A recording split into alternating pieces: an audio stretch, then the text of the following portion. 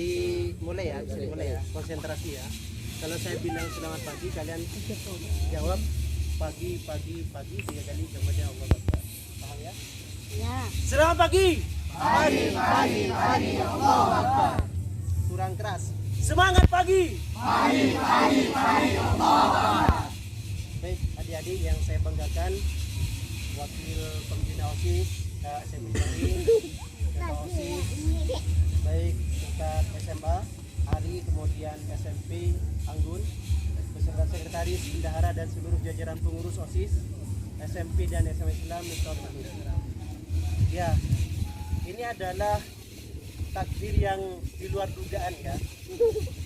Kita sudah mencanangkan finalisasi rapat kerja berkaitan dengan program kerja 2022-2023 ini akan dikonsentrasikan di Bukit Beruk Songai. Jadi saya di sana punya lahan ada di atas di bukit. Rencananya di sana mau diformat dengan tadabbur alam. Dan ternyata atas izin Allah format tadabbur alam tetap kita jalani seperti saat ini, cuman di tempat yang berbeda dan insya Allah tempatnya lebih wah dibanding rencana awal. Ini kita patut syukuri dan harus kita nikmati ya. Sambil ini kita menikmati angin yang sepoi-sepoi ini, kita nanti bisa konsentrasi untuk memfinalkan program kerja dari kepengurusan OSIS SMP maupun SMA tahun 2022-2023. Dan untuk pemfinalan program kerja nanti akan dipandu langsung oleh Kak Syeful Bahri sebagai koordinator pembina kita. Nah, adik-adik, ada beberapa hal yang penting saya sampaikan pada kesempatan kali ini. Jadi sebelum kalian nanti konsentrasi pada program kerja, saya minta kalian untuk konsentrasi dulu terhadap apa yang akan saya sampaikan. Nah, untuk dokumentasinya bisa pindah-pindah ya, nggak apa-apa di situ dulu. Nanti sambil lalu gini gerakkan. Kenapa? Karena ini bagian dari program kerja ada teknologi dan informatika. Nanti ngelola media sosial yang dimiliki oleh OSIS dan sebagainya. Nah, adik-adik yang saya banggakan, satu hal yang penting kalian perhatikan adalah kalian ini adalah generasi Z. Generasi Z itu 20 ke bawah umurnya. Ada yang lebih dari 20 umurnya, enggak ada kan? 20 ke bawah. Kalau 20 sampai 40 itu generasi milenial. Kayak saya ini umur 33. Ini masih masuk kategori milenial. Di atasnya 40 generasi kolonial. Sudah tidak milenial dan di bawah tah. Udah biarin di sini aja dulu. Maksud saya begini. Generasi Z ini tantangannya sangat banyak. Minum dulu. Tantangan utamanya biasanya kemalasan dan kecongkakan. Coba pikir sekarang. Generasi Z biasanya identik dengan kemalasan. Sukanya cuman otak-atik HP tiap hari. Belajar tidak begitu banyak. Lebih banyak pegang HP, lebih banyak nonton YouTube dibanding dengan buka buku pelajaran. Apalagi buka-buka buku-buku di perpustakaan, itu lebih sedikit. Ini tantangan generasi Z adalah kemalasan, kemudian kecongkakan, ketidaksopanan, kekurang patuhan terhadap guru, terhadap orang tua maupun kepada orang yang lebih tua daripada kalian. Ini biasanya tantangan generasi Z. Kenapa saya bilang tantangan? Karena ini adalah sesuatu yang harus kalian sikapi. Bagaimana menyikapi sebuah kemalasan? Bagaimana menyikapi sebuah kecangkokan? Bagaimana menyikapi ketidaksopanan? Gampang, yaitu dengan membaliknya. Dari malas menjadi semangat. Dari congkak menjadi rendah hati. Dari tidak sopan menjadi sopan. Tinggal balik aja. Kenapa harus dibalik adik-adik? Karena ketika kalian sudah tidak semangat, ketika kalian sudah tidak berakhlak baik, maka tidak perlu kalian berbicara tentang cerahnya masa depan, tidak perlu. Karena masa depan kalian itu tercermin dari apa yang kalian lakukan saat ini. Prestasi atau hasil yang akan kalian dapatkan di masa depan, pembibitannya adalah saat ini, pemupukannya adalah saat ini, perawatannya adalah saat ini. Mulai kalian masih SMP, masih SMA. Ini pondasi, ini dasar. Kalau kalian sudah tidak semangat di saat SMP, tidak semangat di saat SMA, maka keluarnya nanti akan menjadi generasi yang letoi, yang lemes, yang lembek, yang nggak bisa diandalkan. Tapi saya yakin kader-kader Yaspimo ini tidak seperti itu. Saya yakin kalian sebagai siswa Yaspimo akan bisa melampaui alumni-alumni. Kak Saiful aktif di dunia pramuka, Kak Saiful aktif di dunia belajar. Saya juga begitu, aktif di dunia pers, aktif di media. Jadi dosen, kemudian masih ngajar tiap Sabtu, ngajar SMA. Itu tidak terlepas dari proses Yaspimo. Makanya kunci yang paling saya tekankan adalah semangat. Persoalan pintar, persoalan bodoh, bagi saya itu nomor sekian. Yang terpenting adalah semangat, karena ini yang saya rasakan. Pak Syahid adalah motivator saya. Beliau tidak hanya menanamkan ilmu kepada saya dan teman-teman saya, tetapi memberikan semangat. Jujur ya, saya kalau baca buku itu harus berulang-ulang untuk bisa paham.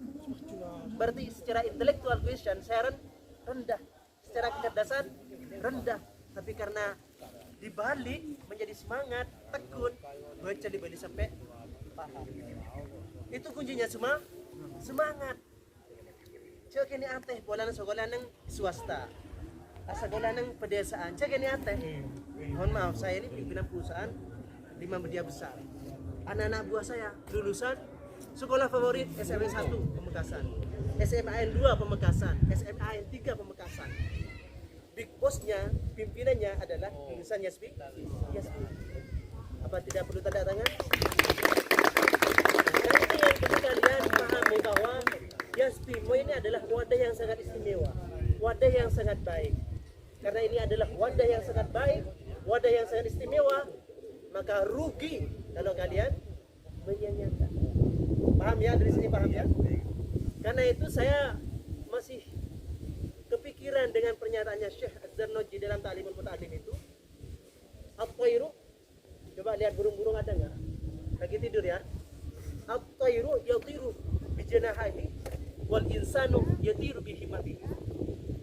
Burung itu terbang dengan kedua sayapnya, sementara manusia, kita ini yatiru bihimatihi, terbang dengan cita-citanya, terbang dengan semangatnya. Kalau kalian tidak punya semangat, kalian akan tetap seperti sekarang. Kalian tidak akan bisa terbang, kalian tidak akan bisa menaiki ketinggian, kalian tidak akan berada di puncak tertinggi. Tapi kalau semangat, insya Allah bisa. Nah, adik-adik yang saya banggakan, untuk saat ini menjadikan diri itu cerdas gampang, menjadikan diri kita itu pintar gampang, karena sudah ada yang namanya telepon pintar, handphone. Tinggal kalian cari ilmu pengetahuan di Google lengkap, di YouTube lengkap, di Instagram lengkap, di Facebook lengkap. Kalian cari apa yang ingin kalian ketahui, mudah mendapatkannya. Sekali lagi, untuk membuat diri ini pintar, untuk membuat diri ini cerdas gampang, karena fasilitas sudah ada. Satu hal yang tidak akan tersedia di platform digital, yaitu barokah. Kalian bisa tanyakan kepada guru-guru saya, kepada Pak Jaman, kepada Pak Syahid, kepada Budawi, kepada Imah, kepada Ustadz Muhammad Sahal, kepada Ustadz Mal Hasan, kepada Ustadz Haji, kepada Ustadz Sujae dan sebagainya. Saya ini adalah mahasiswa berprestasi, siswa berprestasi, teladan, tiap imtihanan, tetapi saya itu tidak pernah congkak kepada guru-guru saya. Saya pasti taklim kepada guru-guru saya. Ketika saya salim pasti saya cium tangannya, bukan orangnya. Ketika saya ketemu pasti saya taklim kepada beliau. Ini yang menjadi tantangan selanjutnya bagi generasi Z seperti kalian. Ketakziman kepada guru, ketakziman kepada orang tua, karena di sanalah sumber barokah adik-adik. Barokah itu apa? Ziyadul khair, bertambahnya kebaikan. Ketika kehidupan kita sudah diliputi dengan keberkahan, dengan kebaikan, insya Allah kesuksesannya tinggal metik, tinggal milih, sangat gampang. Maka benar kemudian kesopanan itu adalah di atas kepintaran. Ini yang perlu kalian tekankan. Secara ucapan kalian harus santun, secara sikap juga harus santun. Jangan sampai menyinggung perasaan orang lain. Sekali lagi, gak ada gunanya pintar kalau tidak ada barokah dalam hidup kalian. Gak ada gunanya kalian nanti yang S2, S3 kalau kalian tidak diliputi dengan keberkahan. Nah, adik-adik yang saya banggakan, ada sebuah kaidah dalam dunia pesantren, karena saya santri pernah mondok di Anopaya. Al-muhafadzatu 'alal qadimi shalih wal akhdhu bil jadidil afslah. Ini bisa dijadikan sebagai pijakan di dalam merampungkan program kerja kalian. Al-muhafadzatu 'alal qadimi shalih, merawat tradisi lama, merawat budaya lama, wal akhdhu bil jadidil afslah, dan mengambil tradisi atau budaya baru yang lebih baik. Merawat tradisi lama yang baik serta mengambil tradisi yang baru yang lebih baik. Kalau dikaitkan dengan program kerja yang nantinya akan difinalkan oleh kakak wakil pembina kita, Al-Muhafadzatu 'alal qadimi shalih, tradisi yang lama ini maksudnya adalah program kerja yang dijalankan oleh pengurus sebelumnya. Kalian cermati, kalian pelajari, kalian perhatikan, kalian baca apa kira-kira program kerja yang bagus dari kepengurusan sebelumnya. Kalau itu masih dianggap relevan itu sesuai ya dengan kebutuhan saat ini, ambil, dipakai lagi. Wal akhdhu bil jadidil afslah, menghadirkan program baru yang sekiranya lebih baik dari program yang sudah dijalankan oleh kepengurusan sebelumnya. Ini bisa dijadikan pijakan dalam merampungkan program kerja yang sebentar lagi kalian akan finalkan bersama kakak pembina. Terakhir, adik-adik, kalian tidak perlu melakukan sesuatu yang luar biasa untuk menjadi orang yang luar biasa. Ini antitesi dari pernyataan Bupati Pamekasan bahwa untuk menjadi orang luar biasa harus melakukan sesuatu yang luar biasa. Saya beda dengan pandangan beliau. Lakukan sesuatu meskipun tidak luar biasa, secara istiqomah, secara terus menerus, ini pasti hasilnya akan menjadi luar biasa. Seperti apa contohnya? Sering saya menceritakan kisah Kiai Mbah Hasim, Kiai Syekh Imam Ahmad bin Hanbal, yang suatu waktu tanpa rencana, tanpa niat sebelumnya, tanpa tujuan, beliau melakukan perjalanan yang cukup jauh dari Baghdad ke Kufah. Kira-kira jaraknya itu 30 meter, 30 kilometer. Dari Tagana Tengah ke sini mungkin. Dari Tagana Tengah ke ujung Kontak, 30 meter. Jalan kaki beliau. Tanpa tujuan, tanpa perencanaan, dan tanpa pembekalan yang banyak. Nyampaknya di Kufah. Beliau kecapean, sholat isya, setelah tenang beliau istirahat dan diusir oleh takmir masjid. Tidak boleh tidur di dalam. Gak apa-apa, saya cuma mau istirahat, saya musafir. Yojah. Dadung yang nyamperah, yojah boleh sampai didorong-dorong ke jalan raya. Badah yang mengamati saat itu terjadi, akhirnya dipanggil. Ternyata dia adalah pembuat dan penjual roti. Nah, di sanalah terjadi sesuatu yang di luar dugaan Imam Ahmad bin Hanbal. Penjual roti itu ternyata matedes telur kan lho, matedes roti kan, kemudian ngomong selalu baca astagfirullahaladzim terus begitu, dan beliau hanya menjedahkan astagfirullahaladzim ketika diajak bicara oleh Imam Ahmad bin Hanbal dan menjawab seperlunya. Selesai berbicara, selesai diajak komunikasi, baca istighfar lagi, astagfirullahaladzim terus begitu. Akhirnya Imam Ahmad bin Hanbal ini sangat kagum kepada pedagang dan pembuat roti itu. Sampai dia bertanya, Sejak kapan sampian melakukan amalan baca istighfar secara terus menerus? Dijawab oleh pedagang roti, saya melakukannya sejak saya membuat dan jualan roti, yaitu 30 tahun. Apa yang sampean dapatkan? Masya Allah, Syekh, setiap apa yang saya minta kepada Allah pasti dikabulkan, dan sifatnya segera, pengabulannya cepat. Tapi saya tetap bersedih, Syekh, karena sampai sekarang ada satu permintaan saya kepada Allah yang sampai saat ini saya merasa belum dikabulkan. Syekh Imam Ahmad bin Hanbal bertanya, apa itu? Dia bilang, saya berdoa kepada Allah untuk dipertemukan dengan ulama kesohor, ulama yang alim, yaitu Imam Ahmad bin Hanbal. Seketika itu Imam Ahmad bin Hanbal tergetar hatinya dan langsung bilang, Allahu Akbar, saya adalah Imam Ahmad. Hanya pertemukan dan terjadi suasana yang sangat indah. Artinya apa adik-adik?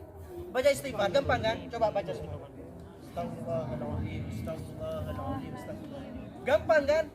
Itu bukan sesuatu yang luar biasa, tapi kalau dilakukan secara istiqomah, secara terus menerus, hasilnya akan luar biasa. Paham ya dari sini ya? Jadi maksud saya adalah kalau dikaitkan dengan program kerja yang sebentar lagi akan difinalkan, adalah keistiqomahan mengamalkan program kerja ini. Karena ada 3 prinsip, ada 3 hal yang perlu kalian tanamkan dalam diri kalian, dan ini bisa dijadikan sebagai senjata kesuksesan kalian di masa depan. Saya menyingkapnya dengan CIA, bahasa Inggris. C itu C, A itu I, E itu A. CIA. Yang pertama, C itu kreatif. Kemudian I, inovatif. Kemudian A, adaptif. Yang pertama adalah kreatif. Kreatif ini kemampuan menghadirkan ide-ide baru disesuaikan dengan kondisi. Contohnya ini awalnya kan cuma hutan sengon kayak gini. Saya pernah wawancara dengan ownernya, hanya berupa kayak gini. Kemudian dia berpikir bagaimana agar ini bisa lebih, tidak hanya mendapatkan penghasilan dari sengon. Pemiliknya berpikir, oh anakku minta tolong turunkan, anakku kesini anakku, ya dijagakan yang tak tolong ya, belajar jadi emak-emak. Arya lesa di mikir, dia remah malaya Arya bisa berlipat-lipat penghasilannya. Nah, kemampuan menghadirkan ide, oh ini akan dijadikan sebagai tempat wisata. Nama wisatanya Puncak Arat. Nah, kemampuan untuk menghadirkan ide dari sesuatu yang ada, itu namanya kreatif. Kayak kalian ini sudah kreatif, bisa menghadirkan ide-ide program-program. Inovatif itu adalah bagaimana strateginya, caranya agar ide itu bisa terwujud. Kemudian dibangunlah ide-ide. Nah, upaya untuk mewujudkan ide itu namanya inovatif. Dengan cara-cara baru itu namanya inovatif. Adaptif, kemampuan untuk menyesuaikan dengan perkembangan terkini.